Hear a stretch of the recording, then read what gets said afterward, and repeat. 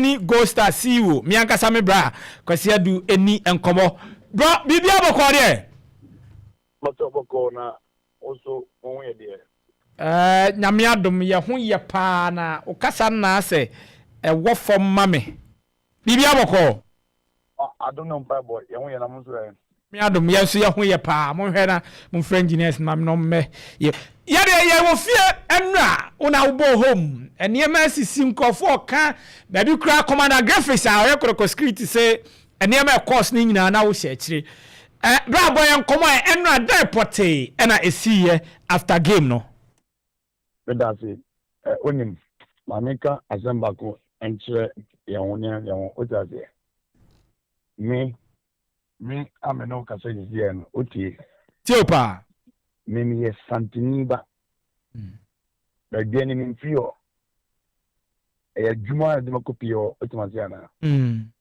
me papa flip kumasi pankro no me mami free ejuso esieni mpon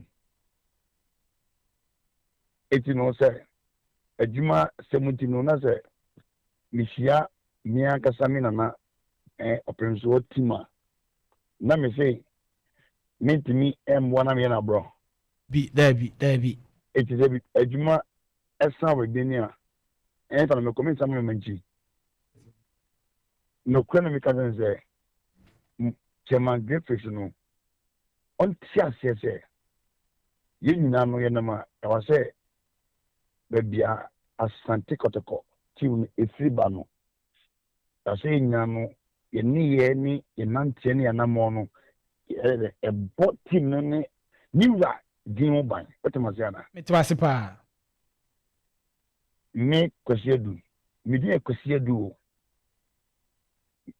na tie papa no me nyimida ono se nyimida okay ye po ye bo have research ko na mko do timu I know say obi at Chelsea Park me na me VIP any ball boys any venue media no as a omuyi it's just one of the president send me says look at the field there's something going on. What is going on that time no match commissioner omina called dressing room okay it means that if I look at that and I'm saying the chef police there no let me go to the food because you will see ACR and near me to say that's right let me call it something I got him and not say ball boys no call say goal post but me and him some questions say yeah sure ball Ghana abuchi be no ball boys there omo ti po etini lance ade nyina ba omo tete po na no ano ne park na no ano ho na correct na because me niam so joy no game no akoso kama first half the BIC Kotoko supporters mia kasa mi crofo pokopante say for me in enjoy omo jamana de nyina no yam ko VIP na me sabi me kwase du me na apinka say Odina Park na me say me gina dance park aya dey the tia asante Kotoko ebe eti ka me nya o mayen ko VIP no na enyeshi board e board o so bring you are na oni venue media no enya a lot of browse and police for the embassy and police regional commander there Master, what's your duty? Or say, because we're security man. Who players now? Oh, yeah, security no. I'm not dressing room. I'm not telling them that who did harm. So we how do you know? But what am I saying? It's your pa. So I don't come and feel quite I could transfer a cousin me seat. And then meaning they see well only police for no give and take our partners. And irritated some of the era supporters are one can be jump by only police for another or piano about VIP. And over me, I want there because I'm not up and coming Miami Brapani La Sapuduku, no Munade, Asura Bona. If it's people the block will be as I'm quite China. I saw Nana, I think I'll buy Nana, and the Quatanasi. It's me who at the cup of tea in the Bonia. Maya, a Chairman Graves also me this.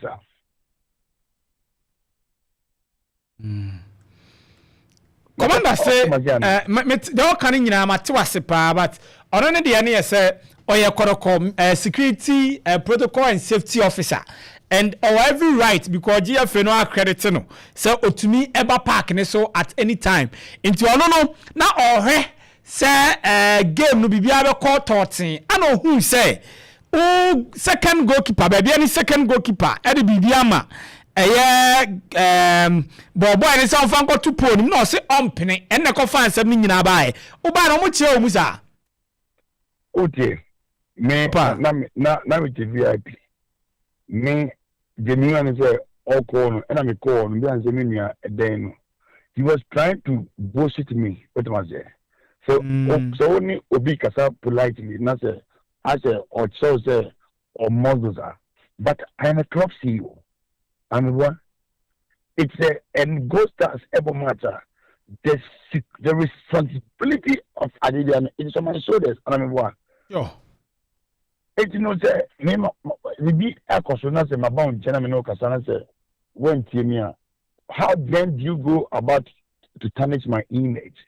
Now see you mami musao timer who approaching no was it after say boys now rushing area police wanna piano atwene piano area sana no I was the first person to approach him so now only boys in a media guy na your back when they because me say people don't know him.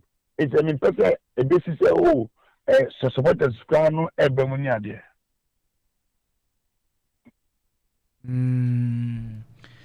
Now look, let me ask you this question, sir. Sam ebia me kwesiedu, my baba bara many kotokobo match, near bomb match. Let me see safety officer na Messi Parker. Do you think the people over there no will take a candidate? Debbie.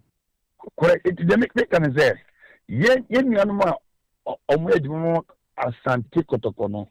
They should know the name where it is coming from.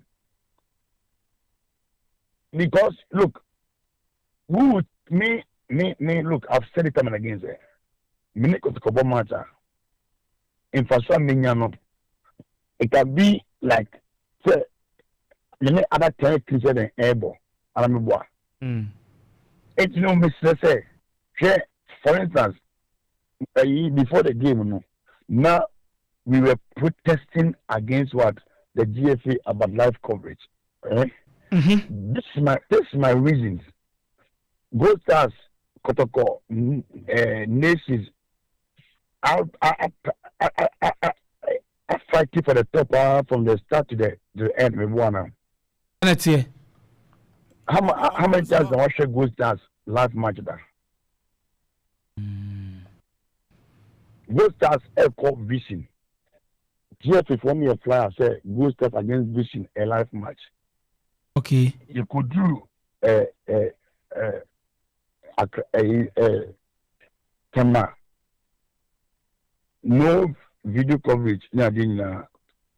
Your boy and what? Ghost Stars ever Kumasi Babaya Sports Stadium. It was said that the match was going to be a live coverage. A bind a show match. Ghost Stars Akko so we were also saying that why would the GFA always be saying the Ghost Stars against real life? Not match is quite the most of the Vaneva. So if the Ghost Stars are protesting against a decision of the GFA, why should it be like the Ghost Stars fighting Asante Kotoko? But what Masiana? Me, Kotoko, yes, may have an interest, but we as Ghost Stars may also be protecting our interest. It's not see, after gaming, what me any commander akasa more differences in what me I find I settle things out. Me, I don't know him. Say after the game. Yes, after the game. Me no I think any Miami Brapayula, Sapuduku, any Minia Kuto. Yes, because safe zone. Yes, yeah, Emma, even couple no. Say, Obia Odi Adanse Biabuze. In the channel, I can kind of rebuke to the partner to say, because when I say, Ania of Antamina, give me the Torabia football before, during any afternoon, I was saying, you have put, you know. Sabi, and coming in, and I take a Dimitri come radio soon. It's no, Miss So say, Miss Obia say, football dear. The here potty pan say, how can you know but you 3 points and the one. Sanity. And a born last match. Who say born players in the course. Baby, it's must say, yeah, the bonnet, ye co game in man, ye timid torrative. Sometimes, any beer as also. You become much, oh, baby. Honestly, I'm in VIP. On a minute, me paying for me 2 weeks a particular police station and a 90 original poetry. I'm share me game. Sometimes, you see, you must be so much torrative. Say, I don't tell you, will be home any home. Now, be Jenny now say Kotoko about home grounds. Now say Kotoko. Now, can you fight Kotoko? You can't fight as something Kotoko. Sure. Mami, this I see you. I say, you video bia na baby any support tabako every fence no abetiesi park ni so. Going forward, and there is a idea go akwema sadi ebi NCBM because next time na bia enim the obifu frohri no siswa ebesi park ni so. Look, park na ebo mo security officer no. Na number 5. A management member, right? Sure. And the tag, it does not permit him to be working at the inner perimeter and on the float. Do your checks very well.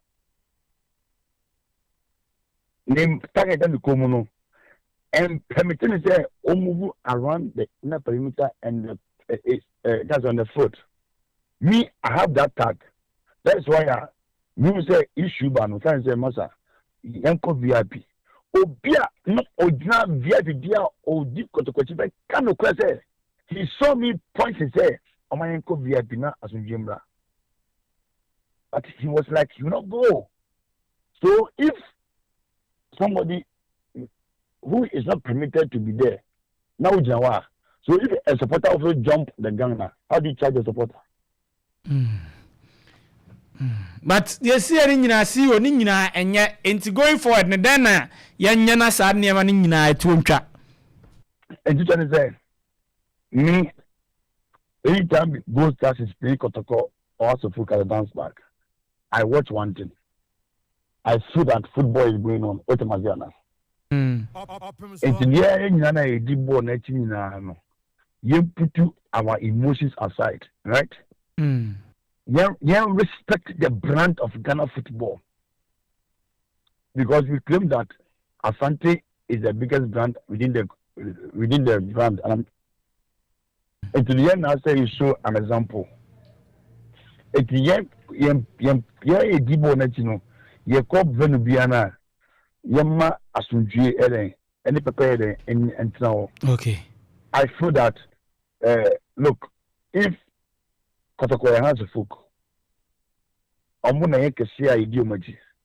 And you know say omuna ko matter. The people within so yeke say na no. Obi abo akoto din. Ana? Na bi obi amo bi. Who dare ni be to even go cause na napinka. Ana me Sure. It no omu di painful e no. Omu for emotions any misfeel they must respect the regulations not given the encoso.